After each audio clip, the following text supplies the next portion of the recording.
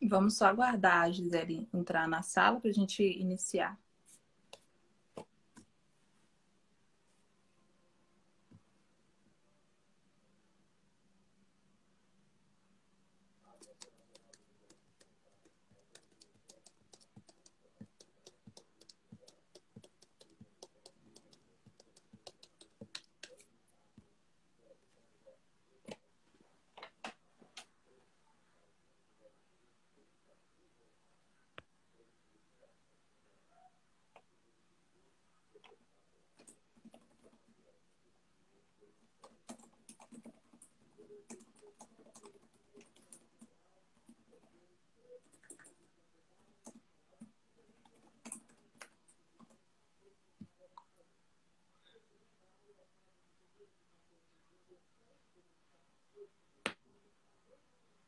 Boa noite, Gustavo.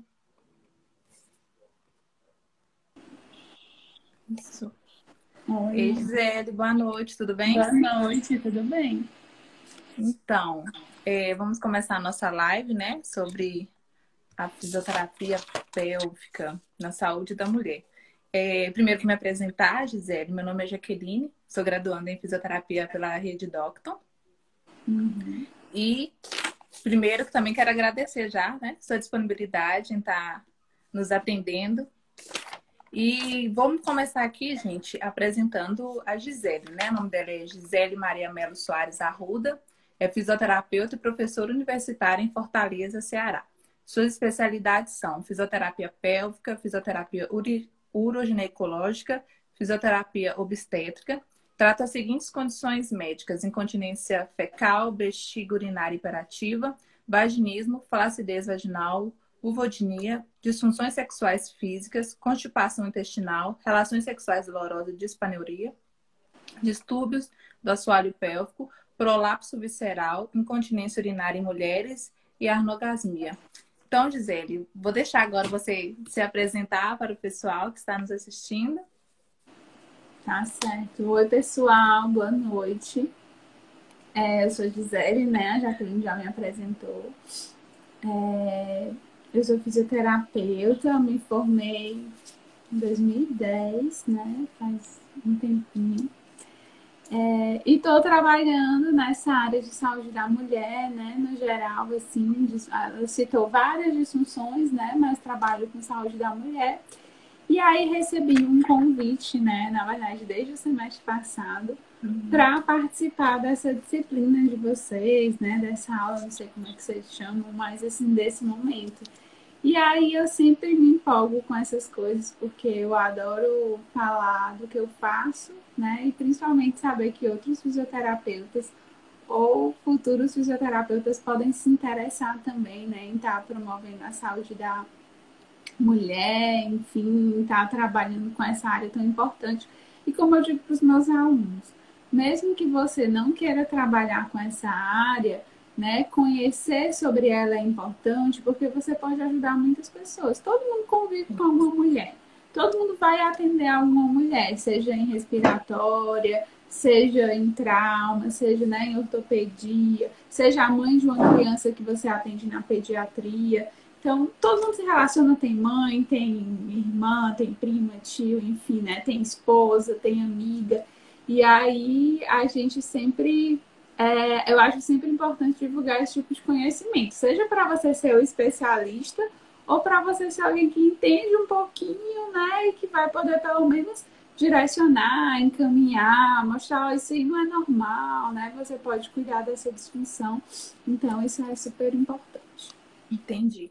Gisele, como você escolheu essa área para ser estudada? Assim, você tinha mais, acho que uma ligação, você assim, se identificou mais com a área? Eu acho que a gente nunca escolhe, né? Assim, a gente é escolhido. Corrida, A gente é realmente. escolhido, assim, vai acontecendo de um jeito que às vezes a gente nem sabe explicar. E aí, eu estava na minha graduação de fisioterapia, eu já estava preocupada, porque estava chegando perto do fim. Eu gostava de muitas coisas, mas eu não gostava de nada que eu quisesse fazer para sempre, né? Assim, eu não sei se Aham. vocês se identificam. Mas assim, eu gostava, eu estudava, eu tirava nota boa, mas não tinha nada assim que eu... Ah, poxa, eu poderia acordar todo dia e fazer isso e eu ia ficar feliz, né? E aí foi quando eu fiz a disciplina de fisioterapia. Na minha época era uroginecológica, era, pelo menos era bem menos desenvolvida do que a disciplina que eu dou hoje, né? Porque essa área é uma área bem nova, então assim, entre a prática mudar e isso chegar no ensino, né? Tipo assim, na vivência do aluno de graduação, tem um tempinho, né? Tem uma demora. E aí, enfim, eu não via. E aí eu comecei a ver, comecei a me interessar. Fiz parte do projeto de extensão que tinha na minha faculdade. Eu atendia só incontinência urinária, tipo, era limitado, digamos assim, mas eu fiz. E aí eu comecei a gostar, comecei a pensar, poxa, isso aí eu faria, né, pro resto da vida. Assim, eu não entrei na físio sabendo, mas eu comecei a gostar quando eu fiz a disciplina e fiquei no projeto. Só que aí a vida da gente, às vezes, né, acontece assim, logo... E aí é legal falar isso, porque aqui tem muita estudante, né? Uhum. Aí eu fiz o TCC na área e logo que eu me formei, eu pensei assim, vou trabalhar com isso. E aí apareceu uma oportunidade, comprei alguns equipamentos, né, com ajuda na época, porque eu não tinha minha grana, e comecei a atender. Mas aí, quando eu comecei a atender, não foi... Eu, na verdade, fiquei um pouco frustrada, né, no começo, assim, com a dificuldade de se inserir no mercado, né, de ser um pouco difícil. E aí acabou que a vida me levou para ir estudar, fazer mestrado, fiz residência multiprofissional em saúde da família, porque aqui não tinha em saúde da mulher na época, né? Mas eu sempre estava com aquela ideia de cuidar da saúde das mulheres. E quando chegou o tempo oportuno, digamos assim, eu voltei, né? E agora eu tô de cabeça nessa área. E aí o que antes foi meio frustrante, foi o que deu super certo depois, né? Quando a gente está mais maduro, com mais conhecimento. Então, assim, o nosso percurso profissional, às vezes tem algumas coisas que a gente não sabe direito em que vai dar, né? Mas depois a gente entende. Exatamente. Gisele, você atende em clínica, né?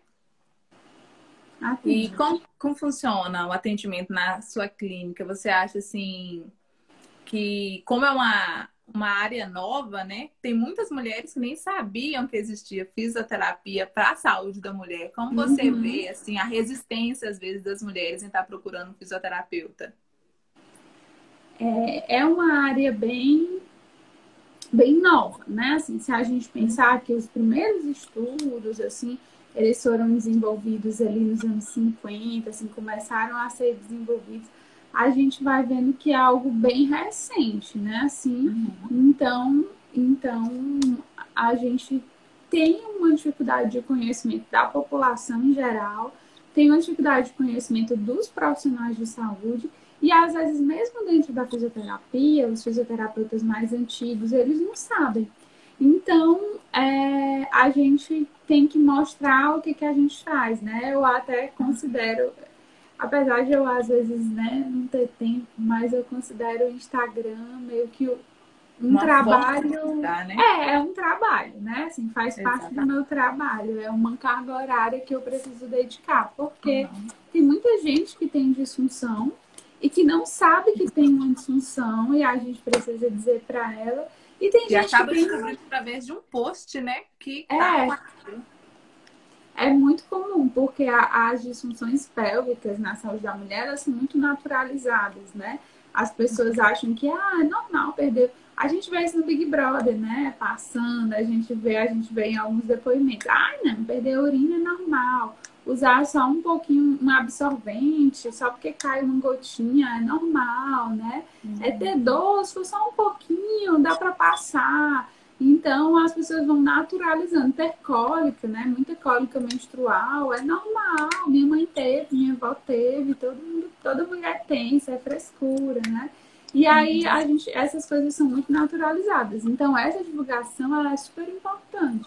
E além de divulgar com a população em geral, a gente, de fato, ir construindo uma confiança no nosso trabalho, né? Porque quando as pessoas vão vendo que eu mandei aquele paciente para físio e deu resultado, ou existem muitas publicações, artigos que mostram a eficiência, né? Assim, a possibilidade de atuação da fisioterapia. Então, a gente está nesse caminho, construindo uma afirmação profissional diante das outras categorias e também mostrando para a população para o que a gente veio. Porque a fisioterapia, né? A gente foi educado, não sei vocês, mas assim, a minha geração foi muito educada com aquela coisa de que físio precisa receber encaminhamento de médico, né? Exatamente. E, na verdade, a gente está vendo cada vez mais que a fisioterapia pode ser uma profissão de primeiro contato, né?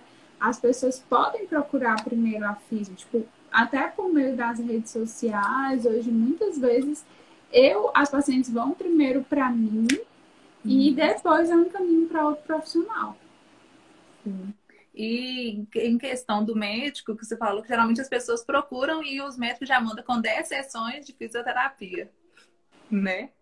Eu, Gisele, quais são as dúvidas mais frequentes sobre o papel do fisioterapeuta na saúde da mulher, que você vê que as pessoas mais têm? A primeira dúvida é que as pessoas acham meio inconcebível, né? Assim, se você pensar na fisioterapia tradicional e na fisioterapia do assoalho pélvico, as pessoas não entendem que na região íntima a gente tem músculo e que esse músculo vai ser trabalhado. Então é o primeiro choque, né? Tem paciente que vai para o primeiro atendimento assim, eu até estou avisando mais, mas às vezes a paciente vai para o primeiro atendimento toda de roupa de ginástica, né? Parece que está indo para o Pilates. Uhum. E aí, quando chega lá, né, eu digo, mas a gente vai fazer sem roupa, né? Tipo assim, vai ter que tirar a roupa. E aí eu explico, enfim, né? Não, eu tô brincando aqui, mas assim, às vezes é um primeiro choque, porque eles não imaginam que tem Não, músculo, né, na região pélvica, que a gente vai fazer exercício. Claro que está se tornando cada vez mais popular, né? As mulheres estão também no movimento de autoafirmação, de querer uma sexualidade mais independente. Então, elas acabam pesquisando, né? Se informando e tal. Mas ainda tem muita falta de conhecimento, assim, não sei que tem músculo, não imagino que a gente tem que exercitar esse músculo. Não conheço o meu corpo, né? E aí não conhece também os recursos de fisioterapia. E aí eu acho que esse é uma grande dúvida que ela sempre pergunta, né? Fisioterapia lá embaixo, como é isso, né? Assim, como é que faz? E aí, claro, ela sempre tem dúvida do resultado, se vai dar certo, né? A gente ainda tem uma população que acredita muito na medicação, que acredita muito na cirurgia, e aí a gente propõe um tratamento diferente. A gente propõe, né, reabilitação, promoção da saúde, funcionalidade. E isso no imaginário das pessoas, às vezes não cabe. As pessoas querem um resultado rápido, e se puder com pouco esforço, né? Então, isso na fisio não tem. E a outra coisa é que até comentaram aqui, né? Que você mesma disse, às vezes mandam a paciente para fisio com tipo 10 sessões, já dizendo o que tem que fazer. E as mulheres, isso também às vezes gera uma resistência, porque as pessoas acham que fisioterapia, tipo do assoalho pélvico, é igual tipo uma fisioterapia neurológica, para uma sequela de AVC, para uma doença crônica que vai ser para o resto da vida. E na verdade essa nem é a proposta, né? Eu tenho pacientes que eu atendo 3 vezes, 5 vezes, 8 vezes, né? E elas estão de alta. E aí isso também às vezes gera uma resistência nos pacientes, né? Tipo, eu não tenho grana, eu não tenho tempo. Mas na verdade é diferente, é algo mais focado e pontual na demanda que ela está colocando. Entendi. Ô, Gisele, hoje em dia você acha que aumentou o número de mulheres que usam os serviços da fisioterapia para preparar o assoalho pélvico? Sim, com certeza. É uma das áreas da físio que está mais em alta, né? Na verdade, se você pesquisar sobre mercado, assim, fisioterapia, essa é uma área que está em alta porque tinha pouca gente, então tinha uma carência, tinha muita demanda reprimida, né? Assim, e aí precisava de profissionais. A gente ainda precisa de profissionais, né? Assim, nas cidades pequenas, tantas vezes não tem ainda um fisioterapeuta com essa especialidade. E tem mulher parindo, tem mulher envelhecendo, tem mulher entrando na menopausa, tem mulher, então tem disfunção e precisaria cuidar, né? E aí não tem, então ainda é uma área em alta e as mulheres estão procurando cada vez mais, né? A gente, se não fosse assim, não teriam tantos cursos online, né? Tanta coisa assim voltada para essa área dos próprios fisioterapeutas. O Breno está perguntando algumas coisas sobre parto normal aqui. Vamos ver aqui.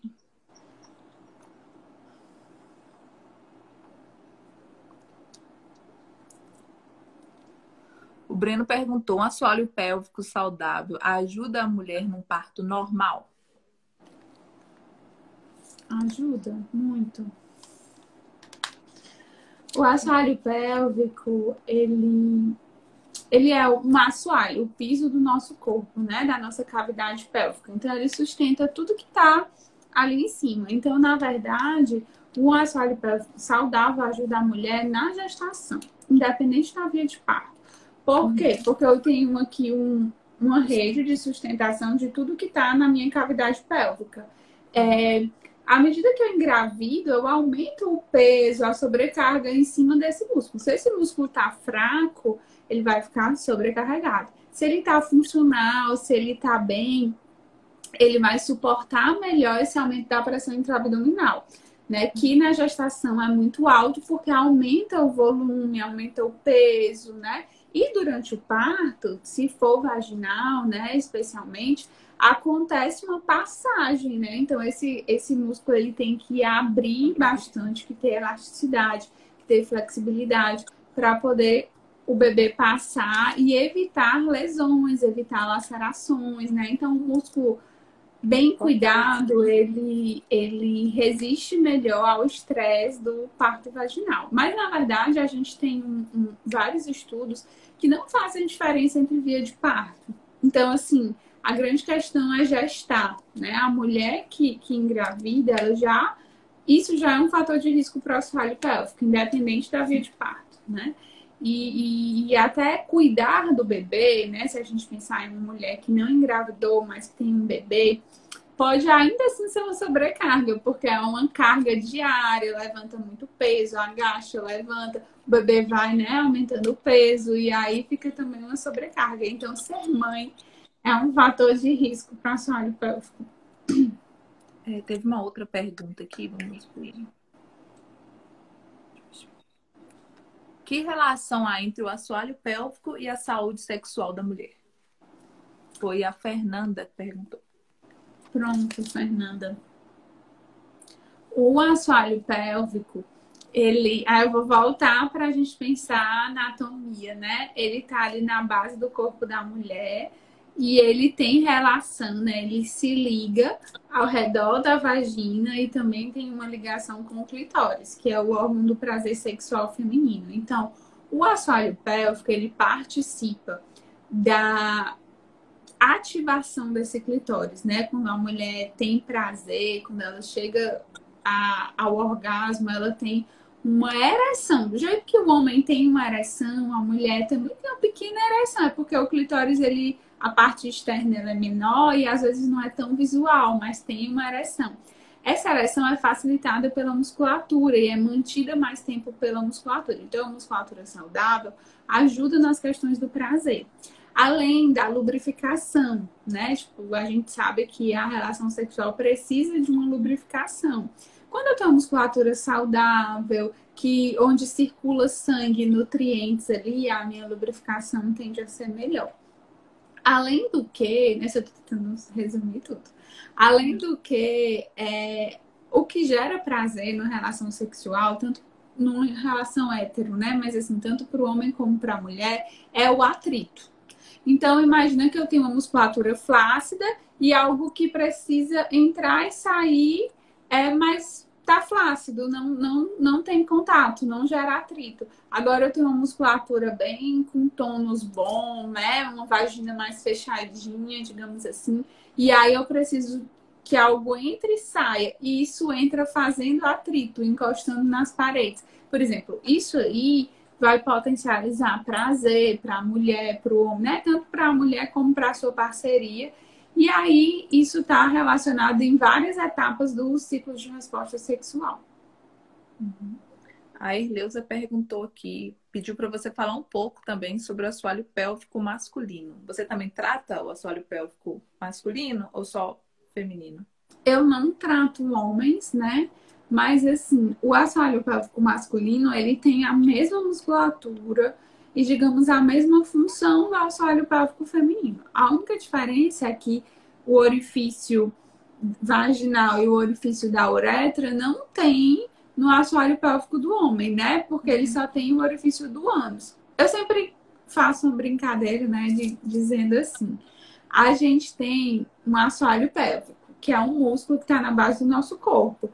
A mulher tem que ter essa rede de sustentação bem firme, bem forte, só que essa rede dela tem 3 orifícios, tem 3 furos, né? O homem, ele tem o mesmo assoalho, ele tem que fazer a sustentação, só que o dele tem um orifício só, tem um furo só. Então, acaba que o assoalho pélvico do homem, ele tem menos tendência à disfunção. Imagine uma rede, um tecido que tem rasgos, né? Então, é mais fácil romper a partir dos rasgos, digamos assim. Então, o da mulher, ela tem mais fatores de risco para disfunção. Os homens, eles têm menos, mas eles podem ter disfunções? Podem. E a disfunção mais comum dos homens são as disfunções sexuais, né? E a incontinência urinária quando eles fazem uma cirurgia de próstata. Porque a retirada da próstata pode causar uma lesão nervosa. E aí... Oi, Dani! Seja bem-vinda. A Dani é médica, minha colega lá na clínica. Ei, Dani, seja bem-vinda à nossa live. E aí ele pode machucar, pode lesionar o nervo, né? E esse homem tem incontinência urinária. Então, eu tenho mais propriedade para falar das mulheres, mas assim, segue a mesma lógica pensar no assoalho pélvico masculino.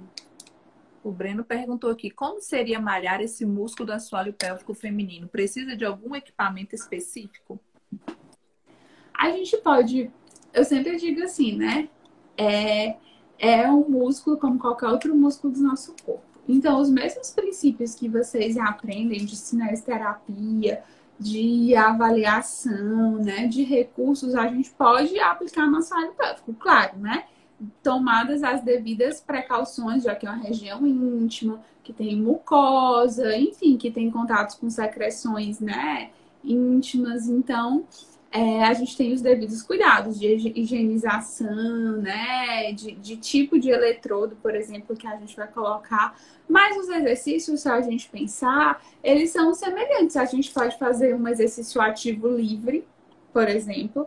A gente pode fazer um exercício com resistência. Aí, se eu quero resistência, eu vou ter que ou fazer uma resistência manual, que pode ser com o meu dedo, ou eu posso botar um peso, uma carga, né?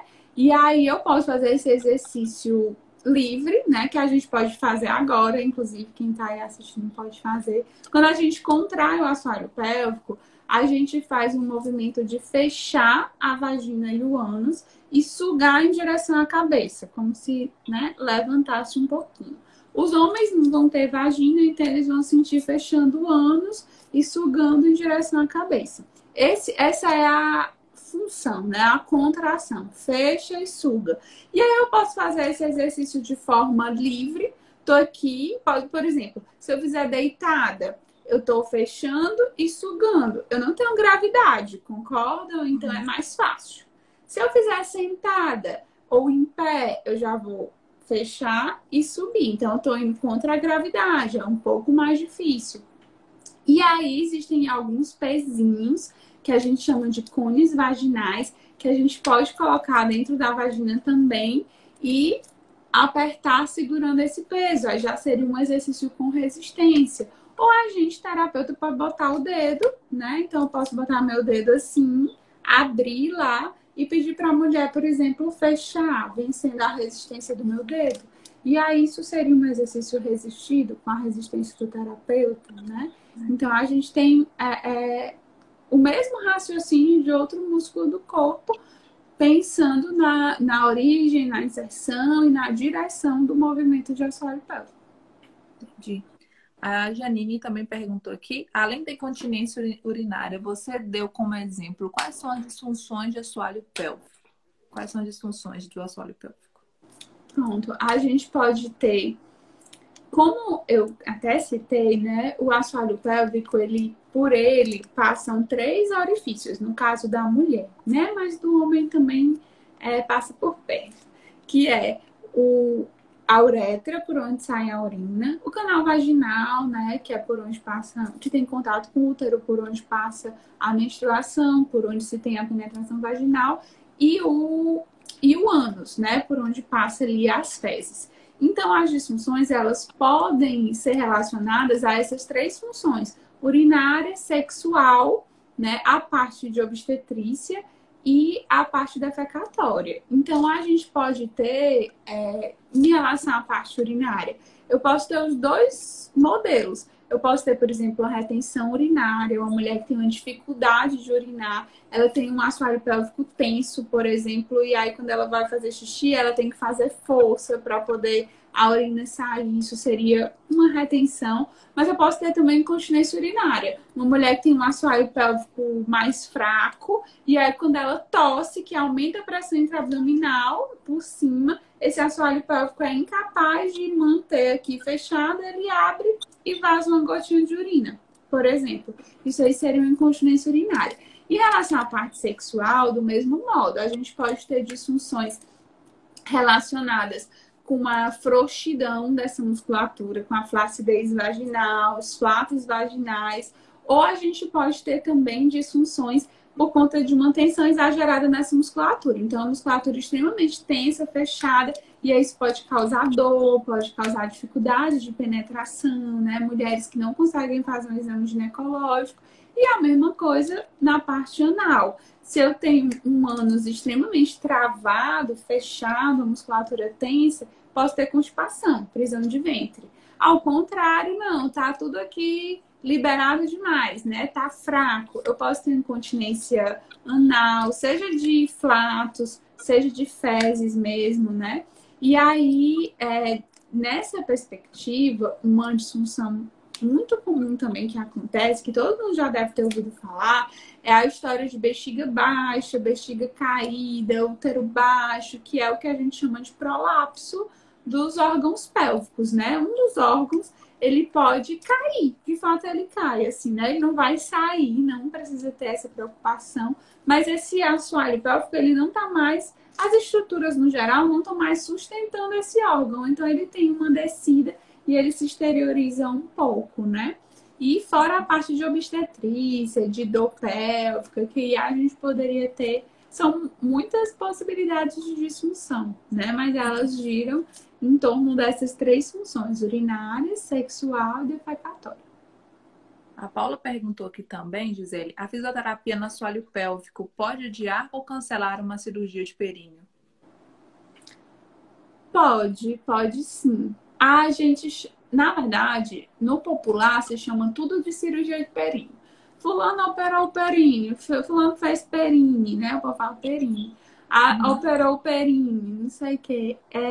E, na verdade, existem, né, essa cirurgia de períneo que as pessoas falam. Normalmente é uma cirurgia para incontinência urinária, né, que é feita incontinência urinária de esforço. Ou para os prolapsos. Por quê? Ou é uma cirurgia que segura um pouquinho a uretra, ou é uma cirurgia que segura o órgão pélvico, né? Bota uma fitinha, uma faixazinha, segurando esse órgão para ele não descer. O que a gente sabe? Que se a gente fortalecer essa musculatura, essa mulher provavelmente não vai precisar, porque ela nem vai ter incontinência urinária, nem vai ter o prolapso. E em alguns casos, quando essa incontinência urinária ela é leve a moderada, quando esse prolapso é grau 1 ou grau 2, a literatura diz que o tratamento indicado é a fisioterapia, porque deixa a cirurgia para os casos mais graves. E mesmo quando a gente faz cirurgia, o protocolo mais indicado é que essa mulher faça físio antes da cirurgia e depois da cirurgia, porque eu tô colocando uma coisa sintética para sustentar, né, ali as estruturas. E não tô recuperando o que é dela, o que é músculo dela, o que é estrutura do corpo dela, né? Então, se eu recupero melhor essa estrutura, por exemplo, eu impeço uma recidiva. Tem mulher que faz cirurgia de períneo 3 vezes, 4 vezes, porque volta. Se ela fizer a fisioterapia, ganhar a consciência corporal e tal, e souber fazer os exercícios, ela não vai ter essa recidiva. O Breno perguntou aqui, qualquer mulher pode exercitar o assoalho pélvico ou tem alguma restrição? Qualquer mulher. No geral, assim, sua restrição é muito, assim, muito específica, muito rara, né? A não ser que ela tenha alguma lesão, alguma coisa. Mas mulheres virgens podem exercitar, mulheres grávidas devem exercitar, mulheres idosas podem exercitar, né? Mulheres que fazem sexo com outras mulheres podem exercitar. Então, não tem nenhuma restrição. Outra pergunta aqui. Há relatos na literatura médica dizendo que o assoalho pélvico saudável contribui para o autoconhecimento da mulher. O que isso significa? Na verdade, a mulher, eu vou tentar explicar de um jeito, né, assim, contextualizando, na verdade. Eu sempre digo que, assim, o homem, ele cresce olhando pro pênis dele, vocês concordam? Porque ele faz xixi e ele precisa pegar. Ele vai tomar banho, ele vê que tem alguma coisa ali. A mulher, ela não sabe direito o que é que tem ali, o que é que tem ali por baixo. E muitas vezes a nossa educação é assim, menina, fecha as pernas, menina é feio, não pode pegar. O homem não, né? Tô falando da educação da maioria das pessoas, tá? Não tô generalizando. Eu sei que tem pessoas mais evoluídas, mas assim, o homem normalmente é um falo, é uma coisa valorizada. Olha o pintinho dele, olha como é grande. Então, assim, desde criança já vai valorizando muito isso. Então, as mulheres, elas acabam crescendo. Isso está mudando um pouco, né? Mas se a gente pegar a geração que hoje tem 50 anos, 60 anos, né? E até mesmo algumas gerações mais jovens, são mulheres que, por exemplo, nunca se tocaram. E eu não tô falando nem de se tocar para estimular sexualmente, mas para se conhecer, saber o que tem ali, entendeu? Nunca colocaram um absorvente interno, nunca olharam no espelho. E é uma parte do nosso corpo, né? Assim, a gente deveria pelo menos conhecer. E aí, muitas vezes essa mulher chega na fisioterapia com uma disfunção, e aí a gente diz assim: olha, dona fulana ou cicrana, contraia, faça uma força assim, né? E aí explica. E ela não sabe. Ela não consegue. Sim. Ela não tem nem. É como parece que tá desconectado o cérebro do assoalho pélvico. Ela diz, eu tô tentando, eu tô fazendo, mas não vai, né? Porque falta consciência corporal, falta conhecimento. Então, sempre na fisioterapia, o primeiro objetivo terapêutico é dar essa consciência corporal para que ela consiga comandar, coordenar essa musculatura, né?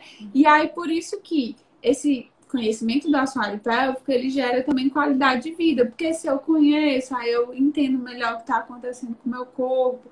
Se eu sei, por exemplo, a gente vê muito isso, né? Se eu olho para o movimento, se eu me concentro no movimento, eu faço ele muito mais bem feito e com muito mais resultado do que se eu não olhar. Então, se eu sei como é a musculatura lá embaixo, se eu sei qual é o movimento que ela faz e eu me concentro, né? Eu faço muito mais bem feito. Então, o resultado é mais positivo, mais favorável. Entendi. O Breno perguntou aqui: você sente que a mulher brasileira ainda se sente constrangida de tratar o assoalho pélvico por questões de tabus sociais ou isso não é verdade?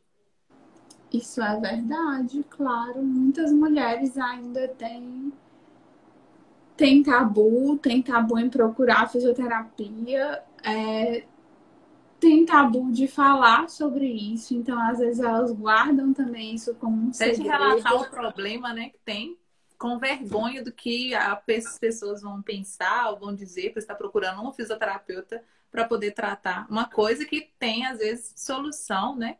e não procura Uhum. por medo. Tipo, eu tô pensando em sexo, eu tô pensando no meu prazer, não, ou não vou ter que falar isso, vou ter que revelar. Às vezes as disfunções envolvem também questões muito íntimas, né?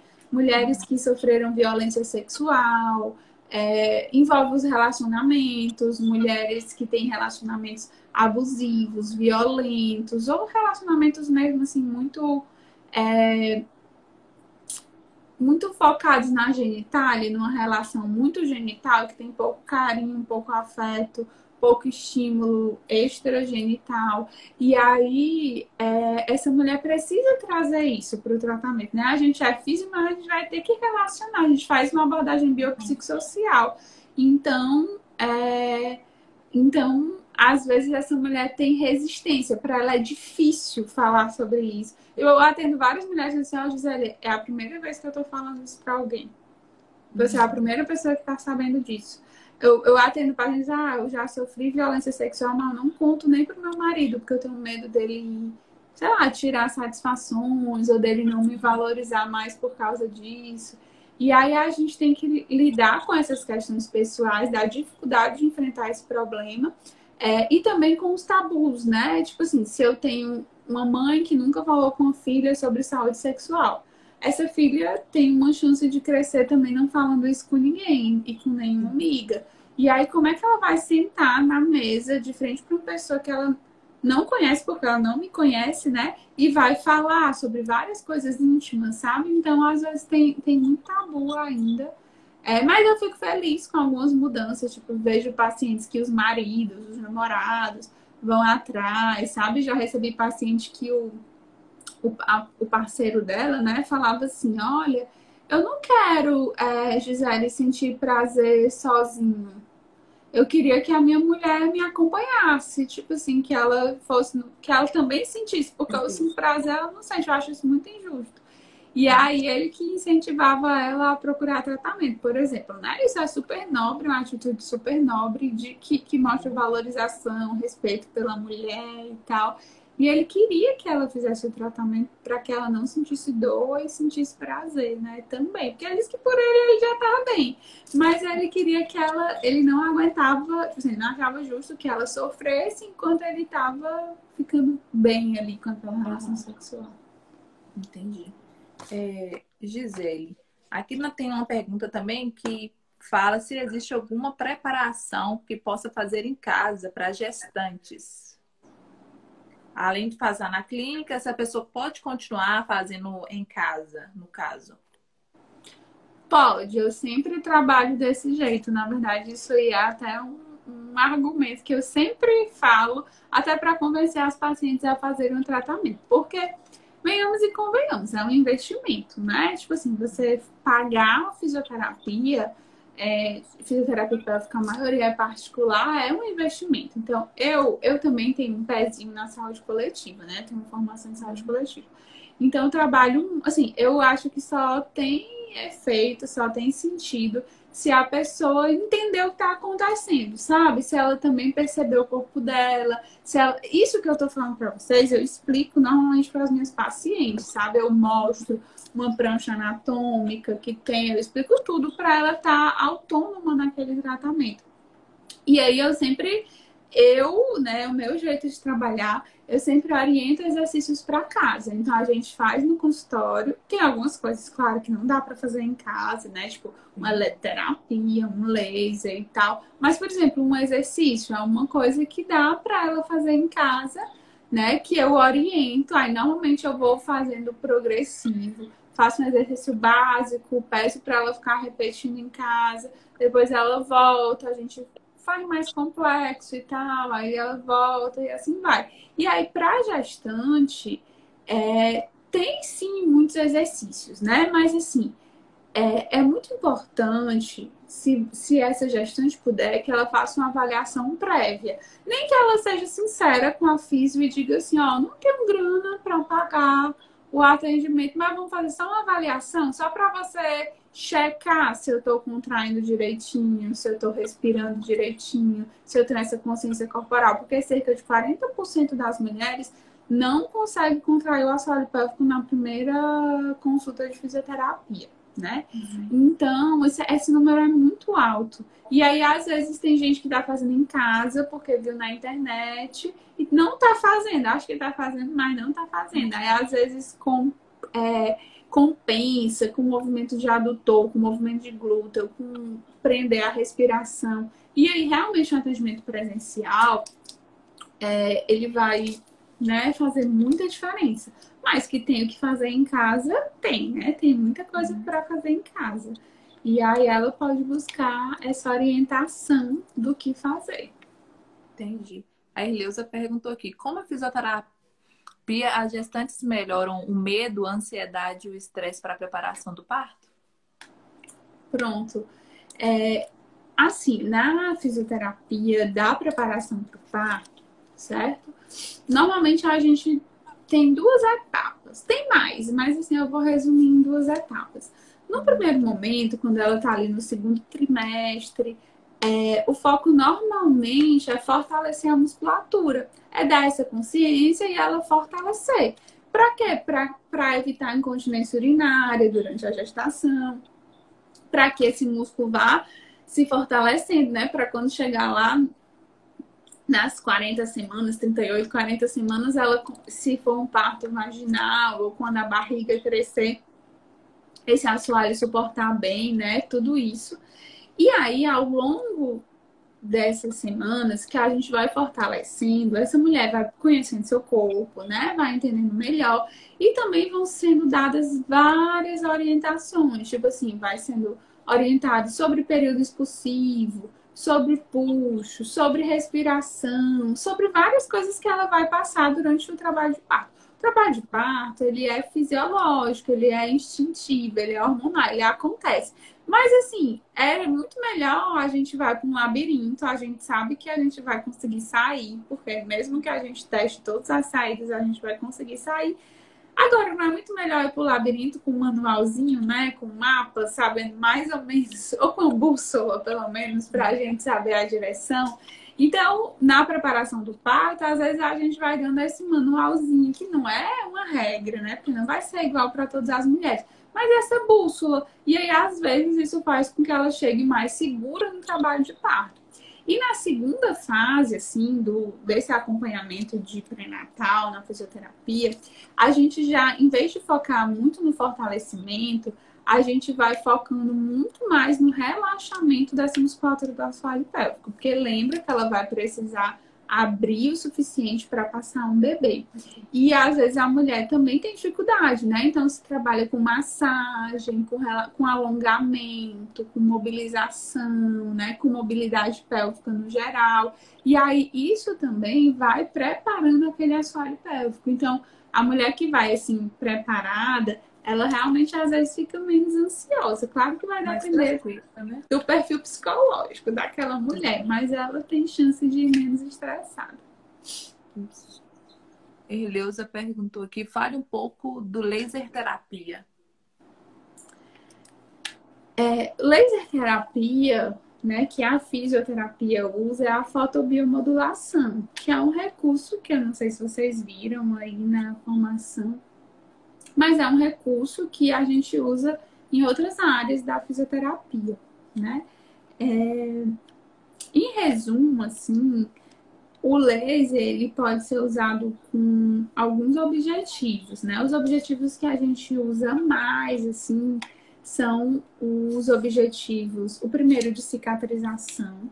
Então, algumas vezes no pós-parto, ou por conta de alguma cirurgia, ou por conta, enfim, de alguma relação sexual mais vigorosa, podem acontecer fissuras, por exemplo, na região perineal. E aí o laser pode ajudar a cicatrizar, né? Ou no mamilo, quando a mulher está amamentando, algumas vezes é utilizado laser terapia também para cicatrizar, né? Para ajudar na cicatrização.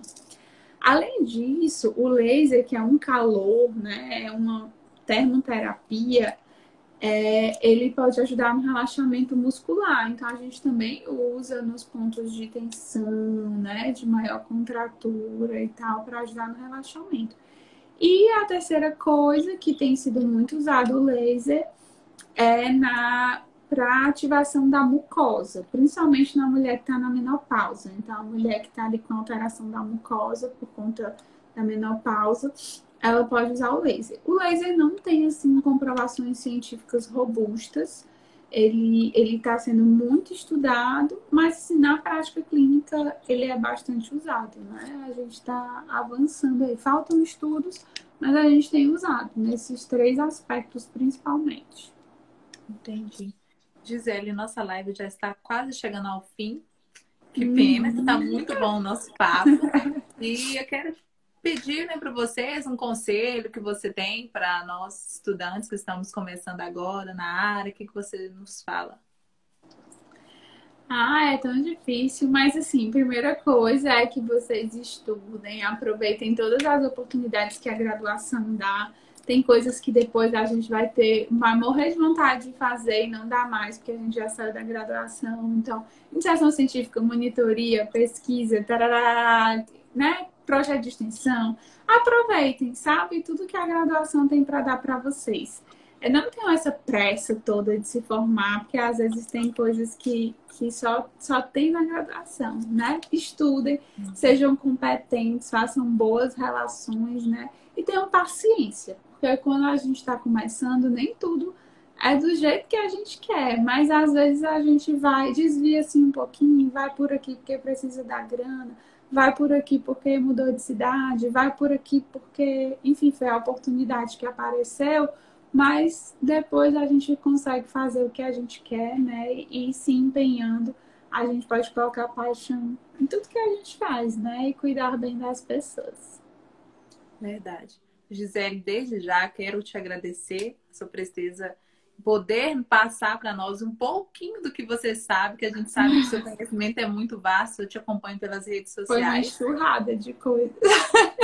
Te acompanho pelas redes sociais, vejo o seu talento, o seu desempenho. Fico admirada com as postagens que você coloca lá, com informações muito relevantes.